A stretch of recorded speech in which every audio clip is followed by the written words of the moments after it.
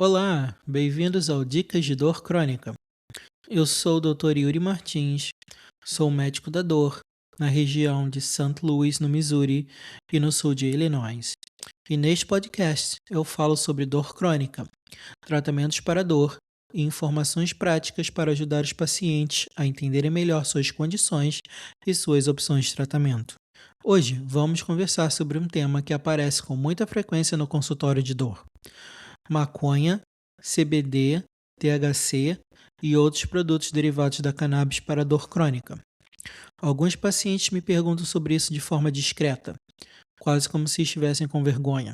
Eles dizem algo como: Doutor, o que o senhor acha da maconha medicinal? Outros pacientes já estão usando produtos derivados da maconha quando chegam ao consultório. Eles podem estar usando gomas de CBD, produtos com THC, comprados em dispensários, cremes tópicos, tinturas, óleos ou uma combinação de diferentes produtos. Alguns dizem que ajuda no sono, outros dizem que ajuda na dor. Alguns não têm certeza se está ajudando, mas têm medo de parar porque já tentaram muitos outros tratamentos. E eu entendo isso. A dor crônica pode ser frustrante, cansativa e capaz de mudar profundamente a vida de uma pessoa. Quando a dor continua por meses ou anos, é natural que os pacientes procurem alívio onde puderem encontrar. Os produtos derivados da cannabis são amplamente divulgados. Em muitos lugares, são fáceis de encontrar. Muitas vezes são descritos na internet como naturais, mais seguros ou até como uma alternativa aos medicamentos prescritos. Mas a pergunta médica mais importante não é se a cannabis é popular. A pergunta mais importante é: ela realmente ajuda na dor crônica? E quais são os possíveis benefícios e esses benefícios compensam os riscos? A resposta honesta é: às vezes, de forma modesta, como um tratamento complementar e não para todos os pacientes. A primeira coisa que os pacientes devem entender é que cannabis não é o único tratamento. Existem muitos produtos derivados da cannabis e eles não são equivalentes do ponto de vista médico. Alguns produtos contêm principalmente THC. O THC, também chamado de tetrahidrocannabinol, é o componente psicoativo da cannabis. É a substância mais associada à sensação de barato ou high, sedação, tontura, dificuldade de atenção, lentificação dos reflexos e alterações de percepção. Alguns produtos contêm principalmente o CBD. O CBD, também chamado de canabidiol, geralmente não causa intoxicação, mas isso não significa que ele seja isento de riscos. O CBD ainda pode interagir com outros medicamentos, causar efeitos indesejados e não ser eficaz para muitas condições de dor crônica. Alguns produtos contêm uma combinação de THC e CBD.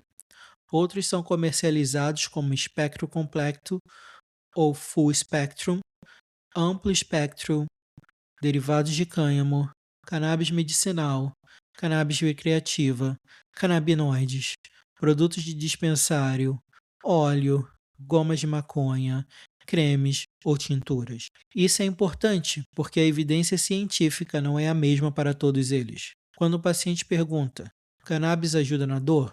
Maconha ajuda na dor?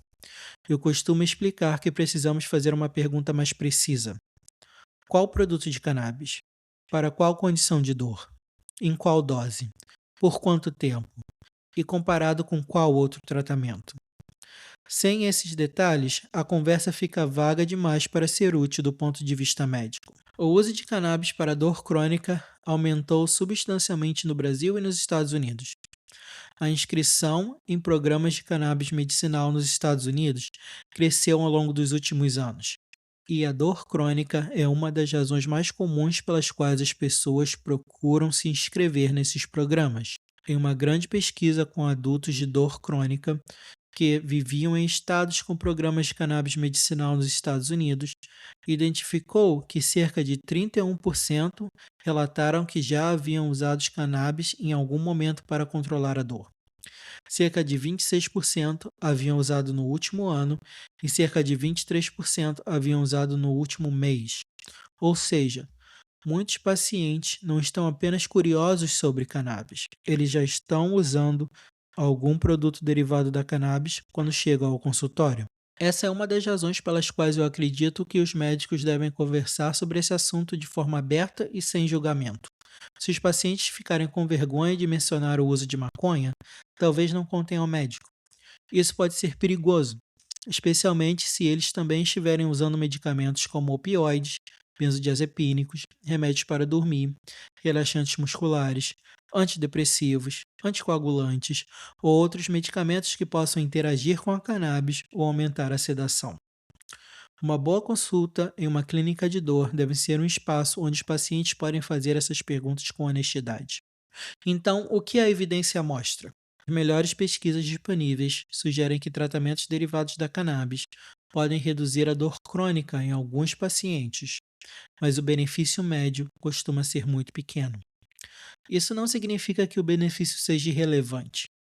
Na medicina da dor crônica, até uma melhora modesta pode ser importante se ajudar o paciente a dormir melhor, caminhar mais, participar da fisioterapia, depender menos de outros medicamentos e funcionar melhor durante o dia. Mas isso significa que os pacientes devem ter cuidado com promessas exageradas. Cannabis não é uma cura para a dor crônica. Ela não elimina a dor de forma confiável. Ela não funciona para todas as condições de dor e, para muitos pacientes, os riscos podem ser maiores que os benefícios. A evidência mais forte parece existir para certos produtos que contêm THC, ou uma combinação equilibrada de THC e CBD em algumas formas de dor neuropática. Dor neuropática é a dor causada por lesão ou disfunção dos nervos. Os pacientes podem descrevê-la como queimação, choque, fisgada, pontada, formigamento, dormência ou hipersensibilidade.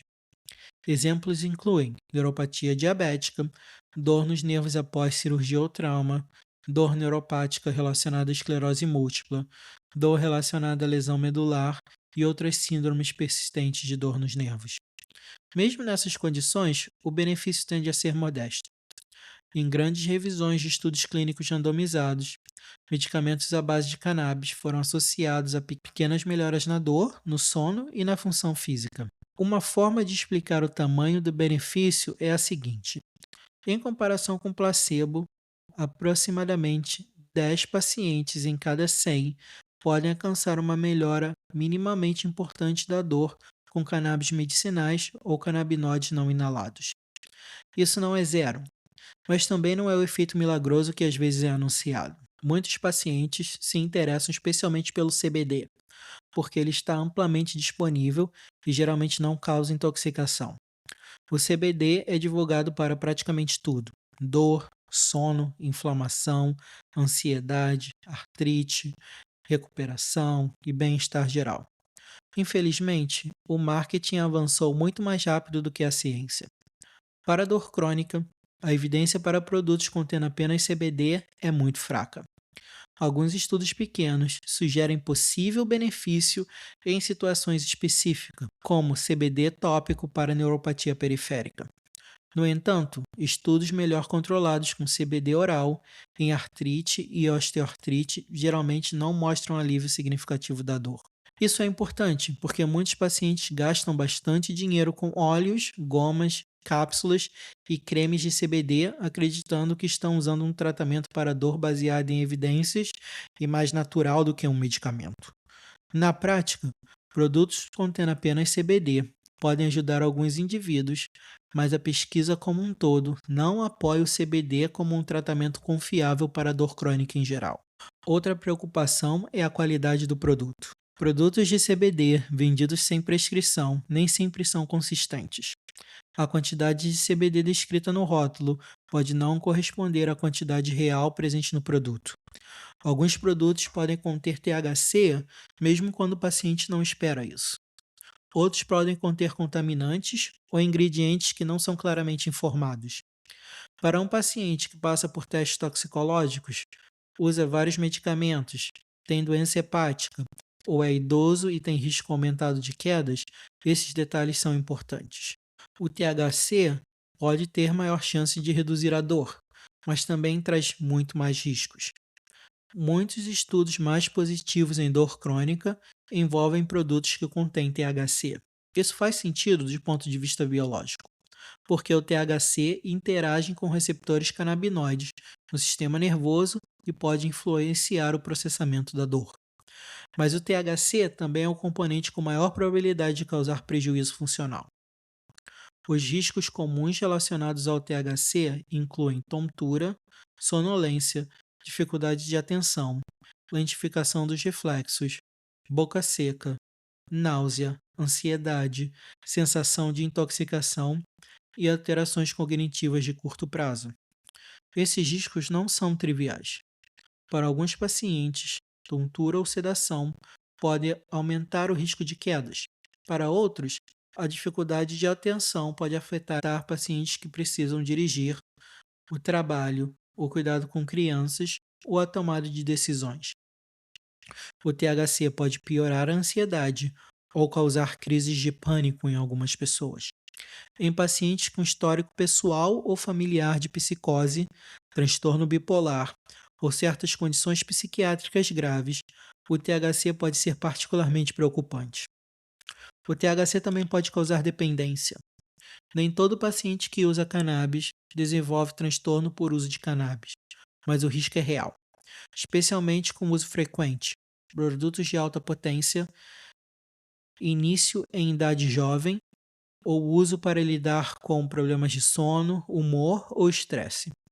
É por isso que muitas pessoas ouvem a frase: comece com dose baixa e aumente devagar. Mas mesmo essa frase deve ser usada com cautela. Alguns pacientes não devem usar THC de forma alguma.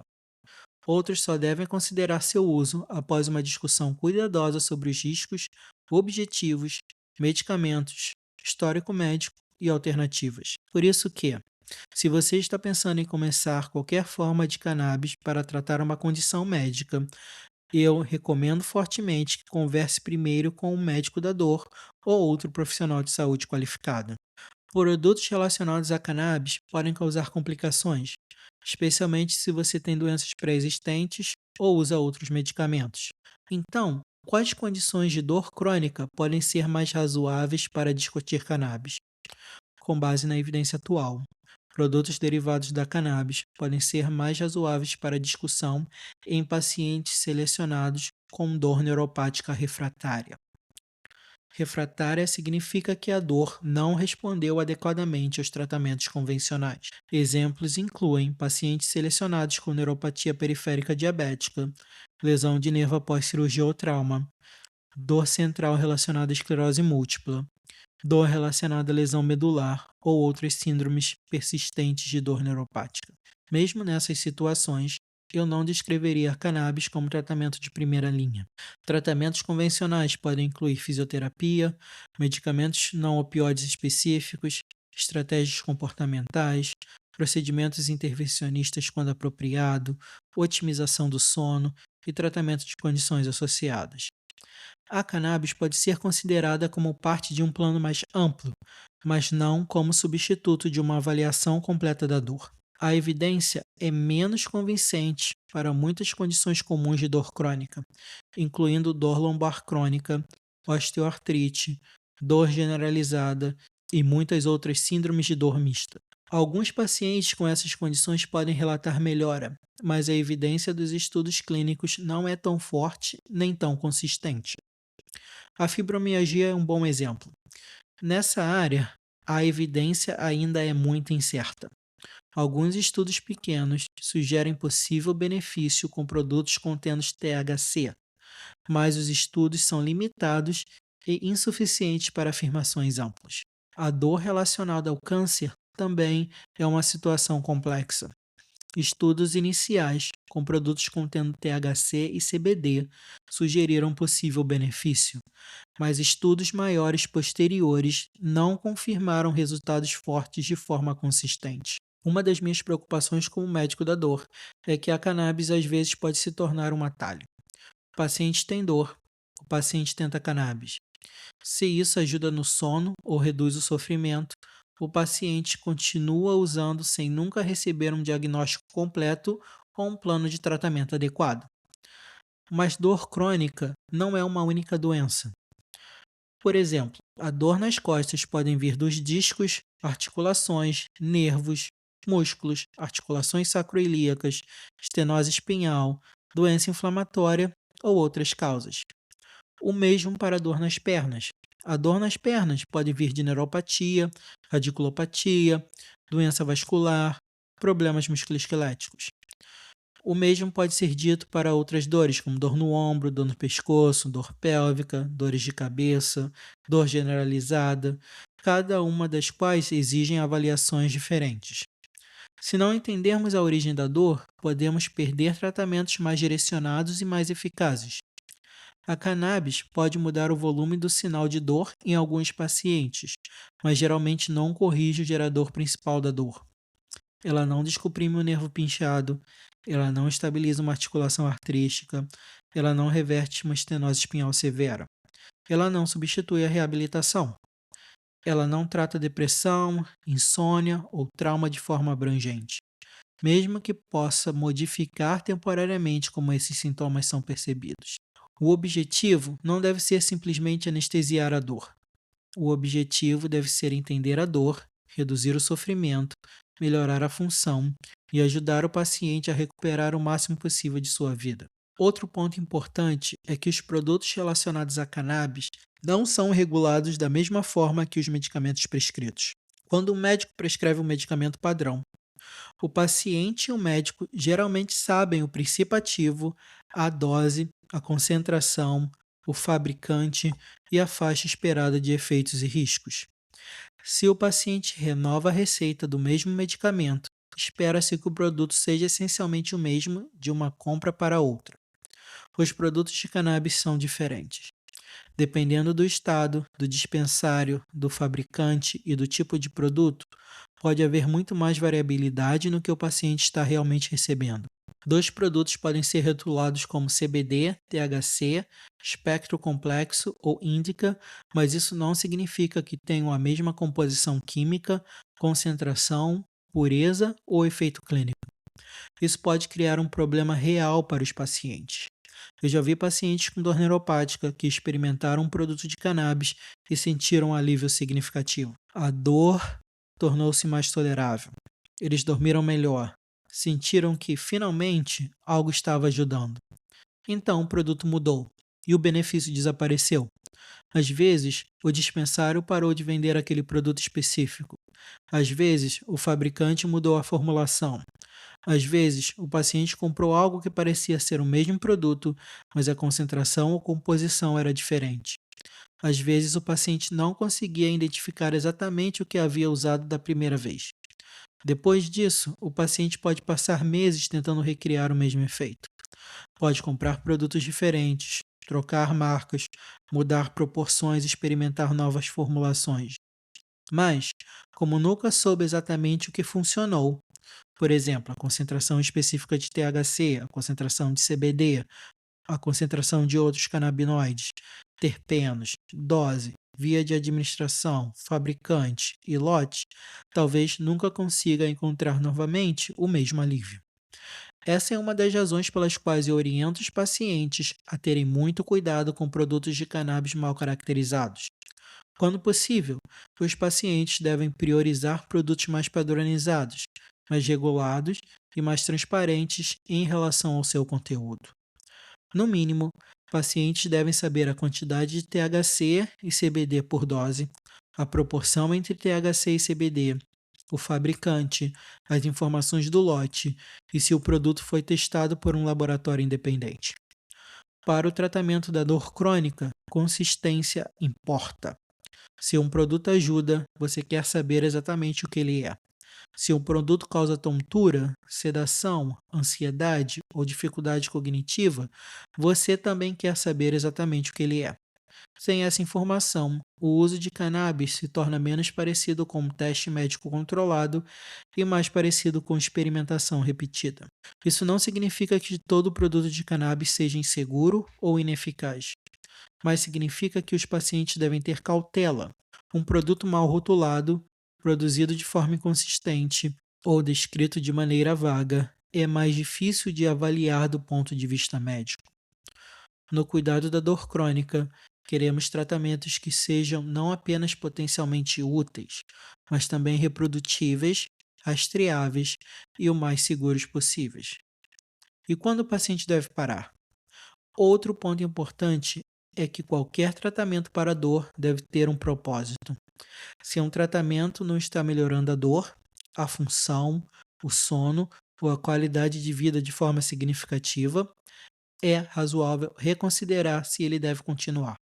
Isso não apenas se aplica a cannabis, também se aplica a medicamentos, suplementos, procedimentos e outras terapias. O paciente deve se perguntar: o que realmente esse tratamento está me ajudando a fazer? Estou dormindo melhor? Caminhando mais? Funcionando melhor? Usando menos medicamentos de resgate? Participando mais da fisioterapia? Tendo menos crises intensas de dor? Se a resposta for não, continuar o tratamento indefinidamente pode não fazer sentido. E qual é a minha visão prática como médico da dor? Cannabis não deve ser promovida como uma cura inofensiva. Produtos derivados da cannabis podem ter um papel para pacientes selecionados com dor crônica, especialmente algumas formas de dor nos nervos, mas geralmente devem ser considerados como tratamento complementar dentro de um plano mais amplo. O benefício esperado costuma ser pequeno. Produtos contendo THC parecem ter maior probabilidade de efeito analgésico do que produtos contendo apenas CBD, mas também trazem mais riscos. Produtos contendo apenas CBD são populares, mas a evidência para a dor crônica é muito mais fraca do que muitos pacientes imaginam. Para os pacientes, o ponto principal é não tomar essa decisão com base apenas em propaganda, redes sociais ou relatos pessoais. O ponto principal é tomar essa decisão em conjunto com o médico da dor. Isso significa entender seu diagnóstico, revisar seus medicamentos, discutir seus riscos, definir seus objetivos e garantir que a cannabis não esteja desviando a atenção de tratamentos que podem ser mais apropriados para a sua condição específica. O cuidado da dor deve ser individualizado. Alguns pacientes precisam de fisioterapia, alguns precisam de injeções ou procedimentos, alguns precisam de ajustes de medicamentos. Alguns precisam de melhor tratamento do sono. Muitos pacientes precisam de uma combinação dessas abordagens. A cannabis pode ter um papel para pacientes selecionados, mas deve ser apenas uma ferramenta possível dentro de uma caixa de ferramentas muito maior. Se você vive com dor crônica e está se perguntando se cannabis, CBD, injeções, medicamentos, fisioterapia ou outros tratamentos podem ser apropriados para você, considere conversar com um especialista em dor que possa avaliar o quadro completo. O melhor plano de tratamento começa com o diagnóstico correto. Para saber mais sobre condições de dor e opções de tratamento, visite meu site em www.ycmartins.com ou entre em contato com minha clínica para agendar uma avaliação. Obrigado por ouvir o Dicas de Dor Crônica. Eu sou o Dr. Yuri Martins e nos vemos no próximo episódio. Este podcast é apenas para fins educacionais e não substitui orientação médica. Nenhum conteúdo deste episódio deve ser usado como substituto de aconselhamento médico direto do seu médico da dor ou de outro profissional de saúde qualificado. As leis sobre cannabis variam conforme o local e cannabis e produtos de CBD não são apropriados para todos os pacientes. Sempre discuta sua situação específica com um profissional de saúde qualificado. Quaisquer pontos de vista, pensamentos e opiniões expressos neste podcast pertencem exclusivamente a mim e não refletem necessariamente os pontos de vista, opiniões políticas ou posições do meu empregador, empresa, instituições ou outras partes associadas a mim.